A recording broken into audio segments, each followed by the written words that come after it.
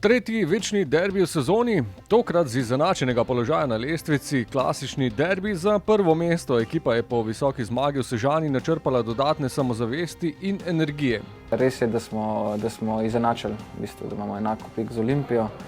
To je v bistvu neka pozitivna popotnica, da gremo lahko pozitivno v ta derbi. Strelec čudovitega četrtega gola v Sežani in prvi podajalec kluba v tej sezoni je prepričan, da bo ekipa z istim odnosom in motiviranostjo pristopila tudi k naslednji tekmi. Pred tekmo smo res stopili skupaj kot ekipa, smo se dogovorili, da bodo vsak svoj maksimum. To smo tudi naredili in jaz mislim, da se je to pol odrazilo tudi na igrišču. Imeli smo neke sestanke tudi pol na dan tekme in mogoče tudi zaradi tega, da bo to nekakšen nov motiv, kar nas je pripravil do tega, da smo pol odigrali tako, kot je treba.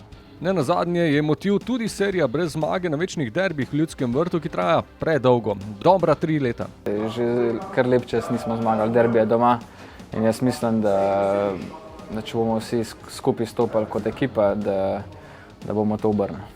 Sestava enajsterice bo v primerjavi s prvo zmago 2021 spremenjena. Vrnitev Pihlerja, Vrhovca in Derviševića omogoča več opcij v sredini. Težave s poškodbami imata Kotnik in Požek Vancaš.